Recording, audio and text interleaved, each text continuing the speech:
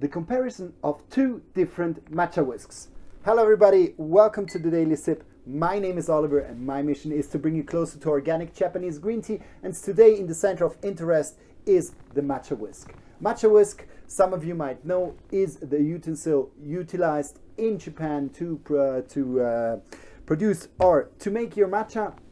And today what I want to dive into is more a little bit in the utilization of two different kinds, and not really dive into too much into the history of it, but just as a short summary in the beginning. So the matcha whisk is used in, or is a part of the tea ceremony in Japan, the so-called cha-do, so also named under the way of tea. And especially in the 15th century, the tea ceremony has been perfected, especially driven by the monk Sen no Rikyu. He was pushing forward a lot the tea ceremony, and he was developing all further steps into this whole process of having your tea ceremony. But today I want to especially go a little bit into the different types or different possibilities you can have with a matcha whisk. And then in the end I will compare these two types which I brought along with me today. And one is more on the traditional Japanese edge, and one is a little bit more modern, which you might be of kind of a good use for you if you can find it in a tea store close to you. So when we talk about the chasen, what is important about the chasen is actually, and this I read in a lot of articles, is actually that the chasen, how it is built up, it's one piece of bamboo. Often when you buy cheaper ones, they are made out of two kinds or two parts of the bamboo, but when you look right into the chasen, it should be one piece of bamboo. And there in Japan you have different kinds of matcha whisks which actually exists. And one important indicator of a good matcha whisk versus a less good matcha whisk is the amount of hairs you have around. So when you talk about the good usucha matcha whisk, so the usucha, also called as the thinner matcha, is actually the most kind or the most way we also do our matcha. If you have ever done a matcha yourself, is actually when you use quite a lot of water with the matcha, and it's quite a drinkable. Then there on the other side there's the koicha matcha, so the thicker matcha. This is when you use around 2 to 4 grams of water, 2 to 4 grams of matcha, and then you just fill it up with a little bit of water, and you really get a kind of a syrupy kind of matcha, which is then quite thick and not as easy to drink. And this is mainly a big part of the longer tea ceremony. If you go to shorter sessions in Japan, often you will get served a usucha matcha, and this is also the one I want to concentrate on today, because the usucha matcha is also the typical way we ourselves do the matcha. Good. So when we talk about usucha matcha, what it is important is that you can have a different amount of hairs. Normally the usucha matcha whisk is considered between 68 and 120 to maximum 140 hairs can be around to allow you to whisk your matcha. What is important is that the more hairs you have, the finer and the frothier you can make your matcha. So often high quality chasens, which are extremely pricey, they can go up to $80 or even $100. They have up to 140 hairs. Here, for example, I have one. This one here has around 80, so it's around in the middle, so it's a mid-quality chasen if you come from the standpoint of the hairs. And this one here, in my opinion, does already a very good job. It's producing quite a good frothy matcha. This is more the traditional one. But what I came to know also on my travels to Japan is actually there are smaller matcha whisks like this one here. And what is nice in comparison to the old traditional one is that you can see that the bamboo part at the bottom is much longer than in this case here. If you have a chawan at home, so the typical matcha bowl, then this type here is perfectly suited. But as soon as you have a mug, for example, if you just have a glass or mug at home, the good thing about this chasen is, it's also called a mug chasen, is that you actually have more space from the bottom to the top. So it actually allows you even to do a matcha in a mug. So it's quite a convenient way to do matcha. But what is different between these two is definitely the amount of hair. Here we only talk around 40 hairs, so you have 20 on this side, 20 on this side. So this one here has definitely less hair, and it is said that with less hair you are not able to make such a frothy, such a beautiful matcha. But this I actually want to find out and compare these two, and then give a little bit my verdict of which chasen actually do I suggest you to try out, and which one is actually the better one finally after having done the matcha. So I would say we go directly into it. Let's have a look. We brought here today the Marufuku matcha. So this is a matcha we became to know the Marufuku producers, which are situated in Shizuoka. But actually this matcha is coming from the south, it's coming from Kagoshima. So what we're gonna use is just a little bit more than a half of a teaspoon or the half of a coffee spoon, and we're just gonna pass it through the sifter. Always good to sift your matcha. Even when it's newly opened, I suggest you to sift it. It just makes the powder finer and you have less crumbs in your matcha.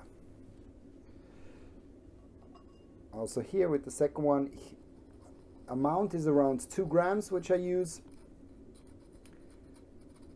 This often gives a good matcha. And now we're gonna do directly the 2 matchas right away. So let's first close the tin. Don't expose matcha too long to the air, it's losing in quality, so just close it directly after you've used it. And then I'm gonna add normally 70 to 100 milliliter. Here I'm around 100 milliliter, which I will add to the matcha, and then I use the traditional. So when you prepare your matcha, very important, either there are some people who say it's an M form or it's a W form, but it's just that you move up and down quite quickly. So, and then you can, in a very, very fast process, you can actually make a very frothy matcha. So I've already finished here.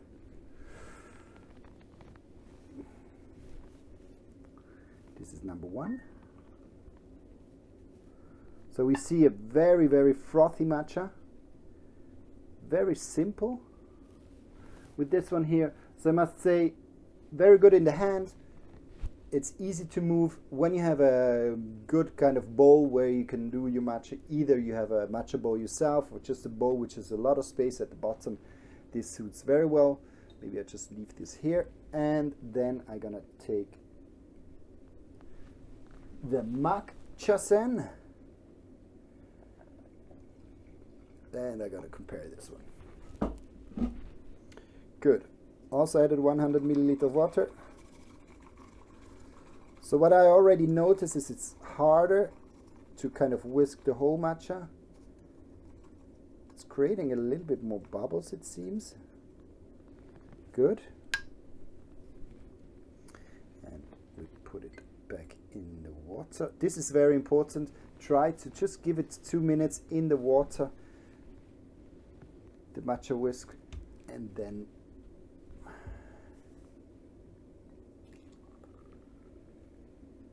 voila. Good.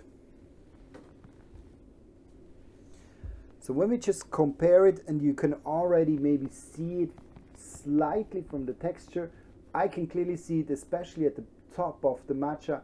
You can see that there are much finer bubbles here, so it's much frothier than this one here. So this is a clear difference I can see. In the hand, I must say both of them are quite good, but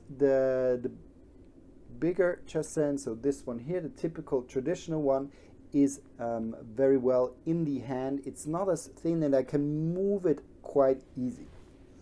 And here you can see that I haven't done a perfect job in whisking the whole matcha, so there's still a little bit of matcha in. You can see it here as well as here, so I haven't gotten all the matcha. In terms of using the matcha, both are quite similar, so it was more my technique than the chasen itself, which I could have gone down a little bit further in the chawan. Good. So now I'm curious to see what's the taste, or if there's a taste difference between these two matchas. So first, traditional.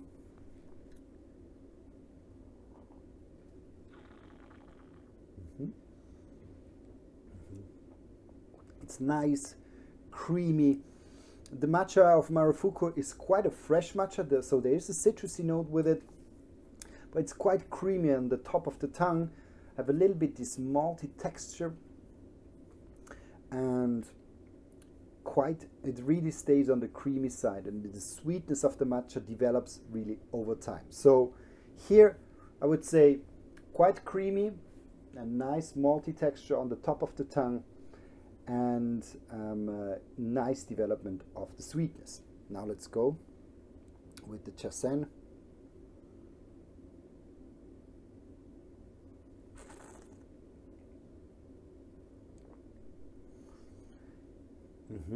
It's a quite different taste sensation.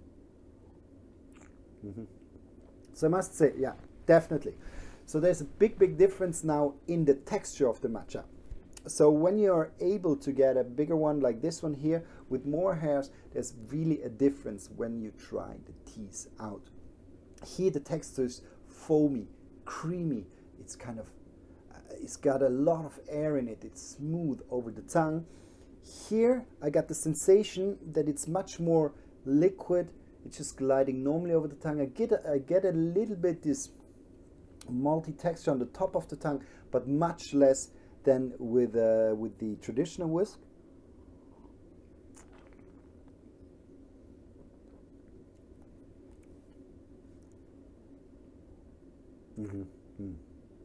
There's a huge difference between these two. I didn't expect it to be that far away, but I have to admit that the traditional whisk is really the good whisk to use due to the fact that it has more hair. It definitely gives more of an airy, more of a lofty, more of a lighter texture to the matcha.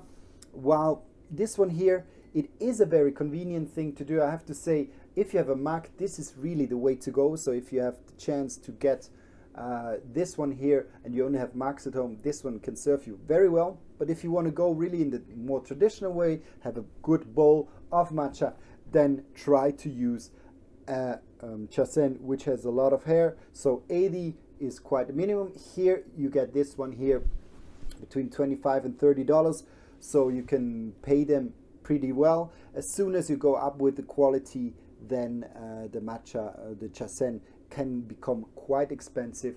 There we talk about 40, 50, 60, or even more in price that you pay, and then there are certainly quality degrees as well. But if you just want to start out, maybe try just to get a chasen which has more hairs, around 80. This one here I used is perfectly fine in my opinion, and then you can make your way up little by little to also more expensive models. Good, this was this here. I hope you like this one too, and if you ever have a question or if you have a topic you want me to cover, because somebody asked me to cover this topic, so I said to myself, I will do this right away. So if you ever have a question or if you want to know something, then just write me up, write me a comment, or write me a message. I'll be more than happy to cover any topic you like on organic Japanese green tea. Thanks a lot. See you next week. Today's Friday, weekend time. So see you Monday. Bye bye.